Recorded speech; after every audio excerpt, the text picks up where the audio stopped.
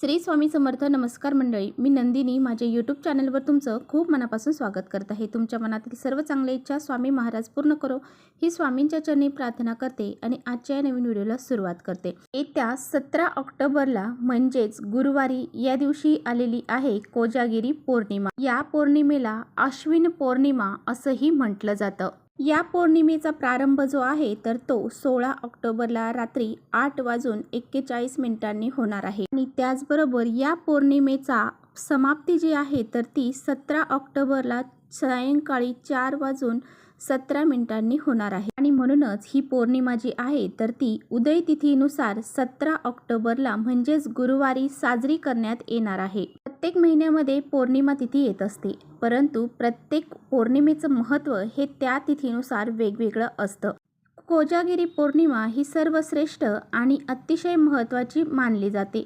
या पौर्णिमेला शरद पौर्णिमा म्हणून देखील ओळखलं जातं. कोजागिरी पौर्णिमेच्या दिवशी देवी लक्ष्मीचा जन्म झाला होता, त्यामुळे ही तिथी धनप्राप्तीसाठी, लक्ष्मी प्राप्तीसाठी अतिशय महत्त्वाची मानली जाते. तर पहा, या कोजागिरी पौर्णिमेच्या दिवशी धनाची देवी लक्ष्मी, विष्णू भगवान, त्याचबरोबर चंद्रदेव, कुबेर देव इत्यादी देवी देवतांची पूजा ही केली जाते. कोजागिरी पौर्णिमेच्या दिवशी चंद्र हा सर्वात जास्त पृथ्वीच्या जवळ असतो आणि या दिवशी सर्वात जास्त पौर्णिमेचा प्रकाश हा असतो. कोजागिरी पौर्णिमेच्या दिवशी चंद्रप्रकाशातून अमृतवृष्टी होत असते आणि त्यामुळेच बरेच जण या कोजागिरी पौर्णिमेला दूध पौर्णिमेच्या प्रकाशामध्ये आटवून ते दूध देवांना नैवेद्य दाखवला जातो आणि ते स्वतः देखील ग्रहण केले जाते. हे चंद्रप्रकाशामध्ये तापवलेले दूध, आटवलेले दूध हे जर व्यक्तीने पाषाण केले तर व्यक्तीच्या जीवनामध्ये अनेक रोग समस्या असतील तर त्या दूर होऊन जातात. व्यक्तीच्या सर्व इच्छा मनोकामना देखील पूर्ण होतात. इतकं महत्त्व या कोजागिरी पौर्णिमेला दिलं जातं. तसेच या दिवशी अनेक वेगवेगळे उपाय देखील केले जातात आणि हे उपाय जर आपण या दिवशी केले तर याचे फळ देखील आपल्याला निश्चित प्राप्त होते. म्हणूनच बघा, आजच्या व्हिडिओमध्ये मी तुम्हाला अतिशय प्रभावशाली उपाय सांगणार आहे. आपल्याला आपल्या घरामध्ये हा उपाय करायचा आहे. आंब्यांच्या 11 पानांचा अतिशय प्रभावशाली उपाय आजच्या व्हिडिओमध्ये मी तुम्हाला सांगणार आहे. त्यामुळे तुम्ही पुढे व्हिडिओ स्किप न करता शेवटपर्यंत नक्की बघा, जेणेकरून तुमच्यापर्यंत योग्य ती माहिती पोहोचेल. आपल्या चॅनलवर जर नवीन असाल तर चॅनलला सबस्क्राईब करा आणि असेच नवनवीन माहितीपूर्ण व्हिडिओ पाहण्यासाठी बेल आयकॉनलाही प्रेस करा, म्हणजे मी जेव्हा कधी नवीन व्हिडिओ अपलोड करेन त्याचं नोटिफिकेशन सर्वात अगोदर तुम्हाला भेटेल आणि तुम्ही एकही व्हिडिओ मिस करणार नाही. त्याचबरोबर कमेंट्समध्ये जय माता लक्ष्मी हे लिहायला देखील विसरू नका आणि व्हिडिओ आवडला तर आपल्या मित्रपरिवारांसोबत शेअर देखील करा. तर पहा, यावर्षी कोजागिरी पौर्णिमा जी आहे तर ती 16 ऑक्टोबर आणि 17 ऑक्टोबर या 2 दिवशी आलेली आहे. तर पहा, आजच्या व्हिडिओमध्ये जो काही उपाय मी तुम्हाला सांगणार आहे तर तुम्हाला हा उपाय उद्या बुधवारी किंवा परवा गुरुवारी देखील तुम्ही हा उपाय केला तरीसुद्धा चालणार आहे.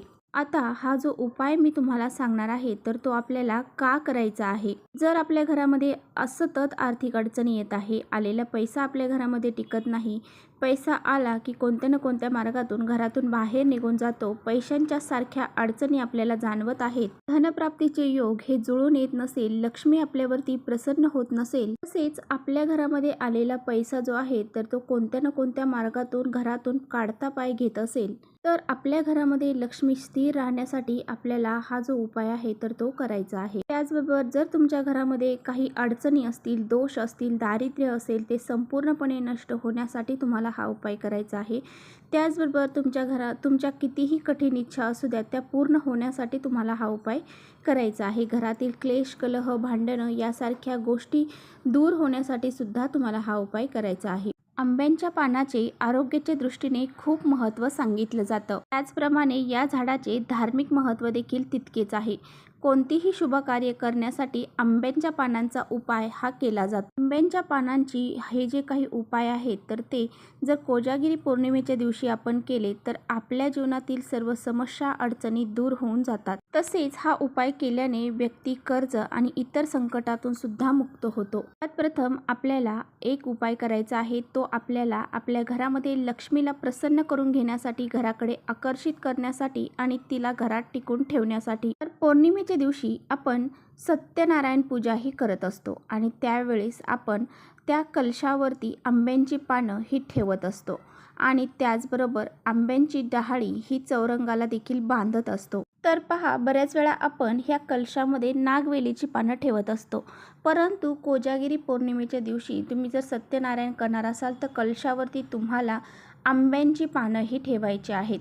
आणि जर घरामध्ये तुम्हाला कलश स्थापन करायचा आहे, घरातला जो कलश आहे त्या कलशाला देखील तुम्हाला आंब्यांचीच पानं लावायची आहेत. जर आपण कलशावरती आंब्याची पानं ठेवली तर आपली पूजा जी आहे तर ती चांगल्या प्रकारे पार पडत असते. लक्ष्मी आपल्यावरती प्रसन्न होते आणि आपल्या पूजेमध्ये कोणत्याही प्रकारचे संकट किंवा विघ्न हे येत नाही. नंतरचा पुढचा उपाय जो आहे तर तो तुम्हाला तुमच्या मनातील कितीही कठीणातील कठीण इच्छा असू द्या ती पूर्ण करण्यासाठी करायचा आहे. तुमची इच्छा धनप्राप्तीसाठी असेल, लक्ष्मी प्राप्तीसाठी असेल किंवा काही घर घेण्याबद्दल असेल, नोकरी प्राप्तीसाठी असेल किंवा अजून कोणतीही तुमची इच्छा असू द्या, तर तुम्हाला एक आंब्याचं पान घ्यायचं आहे, देठ असणारं घ्यायचं आहे. त्या पानाला तुम्हाला कुंकवाच्या साह्याने ओम गणेशाय नमः हे लिहायचं आहे. हे पान तुम्हाला उद्याच्या दिवशी, बुधवारच्या दिवशी गणपती बाप्पांना अर्पण करायचं आहे. आणि बुधवार हा गणपती बाप्पांना समर्पित असणारा दिवस आहे. याच दिवशी कोजागिरी पौर्णिमेची सुरुवात होणार आहे, त्यामुळे तुम्हाला या दिवशी हा एक उपाय देखील करायचा आहे. तर आपण या दिवशी गणपती बाप्पांना असं हे आंब्याचं पान अर्पण केलं तर गणपती बाप्पा तुमच्यावरती प्रसन्न होतील आणि तुमची कितीही कठीणातील कठीण इच्छा असू द्या ती पूर्ण झाल्याशिवाय राहणार नाही. हे पान अर्पण केल्यानंतर तुम्हाला दोन्ही हात जोडून मनोभावे तुमची इच्छा पूर्ण करण्यासाठी गणपती बाप्पांना प्रार्थना करायची आहे. नंतर पुढचा उपाय मी तुम्हाला सांगणार आहे तर तो तुम्ही 16 ऑक्टोबरला म्हणजे उद्या बुधवारी किंवा मग 17 ऑक्टोबरला गुरुवारी करू शकता. तुम्हाला एक ग्लास भरून पाणी घ्यायचं आहे. त्या पाण्यामध्ये तुम्हाला एक आंब्याचं पान टाकायचं आहे. हे ग्लास भरून पाणी जे आहे तर ते तुम्हाला संपूर्ण दिवसभर देवघरामध्ये ठेवायचं आहे. सायंकाळच्या वेळी तुम्हाला ते पाणी उचलायचं आहे आणि त्या आंब्याच्या पानाच्या साह्याने ते पाणी तुमच्या घरामध्ये संपूर्ण ठिकाणी शिंपडायचं आहे. पूर्ण घरामध्ये शिंपडायचं आहे. घरातील व्यक्तींवरती सुद्धा तुम्हाला शिंपडायचं आहे. त्यामुळे आपल्या घरात असणारी नकारात्मकता, वाईट शक्ती, इडापिडा, त्याचबरोबर काही अलक्ष्मी असते तर ती सुद्धा घरातून बाहेर निघून जाते. कारण तिन्ही सांजेला आपल्या घराकडे लक्ष्मी माता प्रवेश करत असते. त्यामुळे या वेळेमध्ये हा उपाय केला तर लक्ष्मी आपल्यावरती नक्की प्रसन्न होते आणि आपल्या घरातील दारिद्र्य गरिबी संपून जाते. पुढचा उपाय असा आहे की या दिवशी आपल्याला आपल्या मुख्य दरवाजावरती आंब्यांची पानांचं तोरण करून लावायचं आहे. आंब्यांची 11 पानं घ्यायची आहेत, ती स्वच्छ धुवून घ्यायची आहेत, चांगली घ्यायची आहेत आणि त्यावरती तुम्हाला कुंकवाच्या साह्याने आणि हळदीच्या साह्याने एक एक टिळक द्यायचा आहे आणि हे पानं एका धाग्यामध्ये ओवून तुम्हाला त्याचं तोरण बनवून ते तुमच्या घराच्या मुख्य दरवाजावरती तुम्हाला लावायचं आहे. हे तोरण तुमच्या घराच्या मुख्य दरवाजावरती लावल्याने लक्ष्मी माता आपल्यावरती प्रसन्न होते. त्याचबरोबर आपल्या घरामध्ये कोणत्याही प्रकारची नकारात्मकता, वाईट शक्ती ही प्रवेश करत नाही. घरामधील नकारात्मकता, वाईट शक्ती, दोष, अडचणी ह्या दूर होऊन जातात. अशा पद्धतीने असा हा एक उपाय देखील तुम्हाला उद्या किंवा परवा या 2 दिवशी करायचा आहे. तुम्हाला जेव्हा वेळ असेल तेव्हा तुम्ही या 2 दिवसापैकी उद्या करू शकता किंवा परवा करू शकता, परंतु हा उपाय आपल्याला आवर्जून करायचा आहे. तर चला इथेच थांबवते माझा व्हिडिओ आवडला तर नक्की लाईक करा. चॅनलवर नवीन असाल तर चॅनलला सबस्क्राईब करा. परत भेटूया अशाच छानशा व्हिडिओसोबत. तोपर्यंत श्री स्वामी समर्थ.